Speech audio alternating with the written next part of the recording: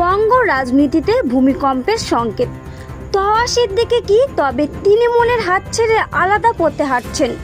গত কয়েক সপ্তাহ ধরে রাজ্য জুড়ে কানাঘুষো তৃণমূলের সঙ্গে বারবার মতবিরোধে জড়িয়ে পড়ছেন তওয়া।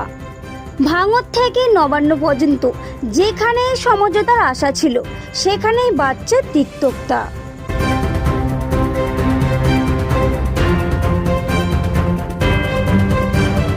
রাজনৈতিক মহলের দাবি তওয়া আর গাছফুলের ঘনিষ্ঠ নন, বরং তিনি এখন খুঁজছেন নিজের শক্তি বাড়ানোর রাস্তা।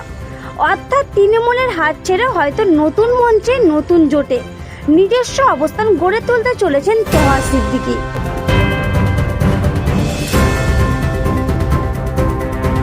প্রশ্ন উঠছে, এটি কি আইএসএফকে আরও শক্তিশালী করার কৌশল, নাকি 2026-এর ভোটের আগেই তৃণমূলকে বড় ধাক্কা দেওয়ার রাজনৈতিক চাল? একদা সহযোগী আজ প্রতিদ্বন্দ্বী তওয়া সিদ্দিকীর এই অবস্থান রাজ্যের সমীকরণ আমূল বদলে দিতে পারে। এখন গোটা রাজনৈতিক মহল জিজ্ঞেস করছে, তওয়া কি সত্যিই তৃণমূলকে ছেড়ে নিজের শক্তির উপর ভর করে এগোবেন, নাকি এ শুধু চাপ সৃষ্টি করার কৌশল? উত্তর পাওয়া যাবে অচিরেই, কিন্তু আপাতত স্পষ্ট তওয়া সিদ্দিকীর পদক্ষেপে তিনি